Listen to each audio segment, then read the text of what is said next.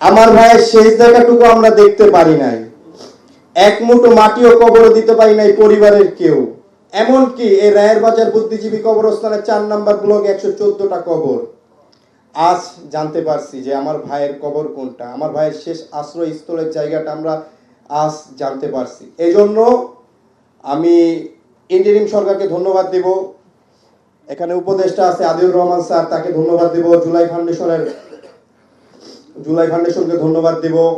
মুক্তিযুদ্ধ মন্ত্রণালয়ের উপদেষ্টা আছে, ওনাকে ধন্যবাদ দেব। সিআইডি কে ধন্যবাদ দেব এবং জুলাই নিয়ে যারা কাজ করছে, জুলাই যে সংগঠনগুলো আছে তাদেরকে ধন্যবাদ দিব এবং বিশেষ করে এমন একজনকে ধন্যবাদ দিব যে এখন পৃথিবীতে নাই, তাকে কিছুদিন আগে হত্যা করা হয়েছে, ইনকিলাব মঞ্চের ওসমান হাদি ভাই।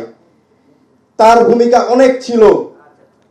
আমি যখন জানতে পারি আমার ভাইকে এখানে দাফন করে, আমি ভাইয়ের সাথে যোগাযোগ করি, ভাইয়ের সাথে পরিচয় হওয়ার পর ভাই এখানে আসে।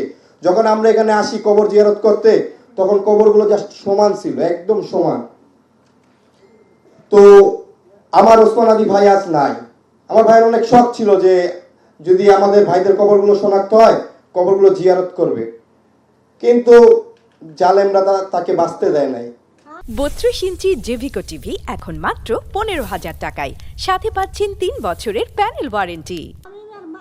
আমার ভাই শহীদ মোহাম্মদ সোহেল রানা 18 জুলাই বাসার থেকে বের হয়েছে। বের হওয়ার পর আপনার থানা বলেন, মেডিকেল বলেন, সব জায়গায় তন্ন করে খুঁজেছি, কিন্তু আমার ভাইয়ের কোনো সন্ধান পাই নাই। শেষমেশ 34 দিন পর জানতে পারছি আঞ্জুমান মুফিদুল ইসলামের বেওয়ারিশ লাশের তালিকায় আমার ভাইয়ের লিস্ট।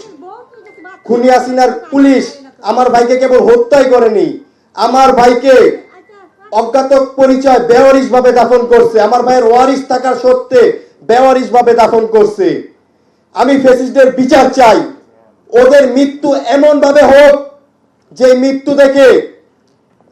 মৃত্যু দেখে এরকম কাজ আর কখনো কেউ না করতে পারে, গণহত্যার মতো কাজ আর কখনো কেউ না করতে পারে।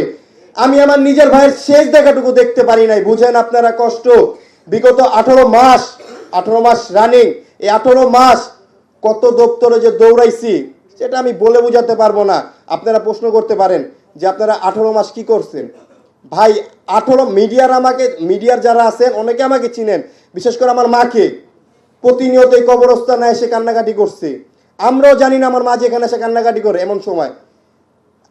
আমি বলতে চাই আমাদের ভাইদেরকে যারা নির্মমভাবে হত্যা করছে, ওয়ারিশ থাকা সত্ত্বেও বেয়ারিশ ভাবে দাফন করছে, তাদের বিচার আমি চাই। এই ইন্টারিম সরকারকে বলবো, আপনারা পদত্যাগ করার আগে আমাদের ভাইদের হত্যার বিচারটা অন্তত করেন। আমাদের ভাইদেরকে যারা হত্যা করছে, যে খুনি হাসিনার পুলিশ বাহিনী, আমরা জানি যে 1400-র অধিক মায়ের সন্তানকে নির্বিচারে গুলি করে হত্যা করা হয়েছে। যদি 1400 মায়ের অধিক সন্তানকে গুলি করে হত্যা করা হয়, গ্যাজেট ভুক্ত আর কি 844টা গ্যাজেট হয়েছে, আর 800-র মতো বাকি আছে। তো আপনার 1400 যদি হয়, প্রত্যেকটা হত্যা যদি একটা করে পুলিশ জড়িত থাকে, তাহলে 1400 পুলিশ হয়। সেখানে আপনার 18 মাসে মাত্র 61টা পুলিশ ধরা হয়েছে। কি বলবো বলেন। আমি ইন্টারিম সরকারকে আহ্বান করবো, যত দ্রুত সম্ভব আপনারা আমাদের ভাইদের হত্যার বিচার করেন। আমি আমার ভাইয়ের শেষ দেখাটুকু দেখতে পাই নাই। কত কষ্ট এই বুকের ভেতরে রাখা, যেটা আমি আপনাদেরকে বলে বুঝাতে পারবো না। আমার মা পাগলের মতো হয়ে গেছে, আমি তার আকার কিভাবে সামলাবো বলেন। 18 মাস পর আমি জানতে পারছি আমার ভাইয়ের কবরের শেষ আশ্রয়স্থলের জায়গাটা। আর এখানে যারা বেওয়ারিশ ভাবে অজ্ঞাত পরিচয় শুয়ে আছে, তাদের সবার ছিল পিতৃ পরিচয়, ছিল পরিবার। স্বৈরাচার সরকারের কারণে তাদেরকে বেয়ারিশ ভাবে দাফন করা হয়েছে। তারা কেউ বেয়ারিশ না, তাদের সবার ওয়ারিশ আছে এই বাংলাদেশে। কি বলেন আপনার, আছে না? তাদের ওয়ারিশ আছে এই বাংলাদেশে।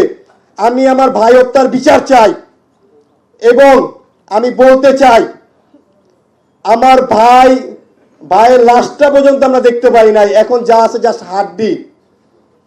কি বলবো বলেন, বলার ভাষা নাই।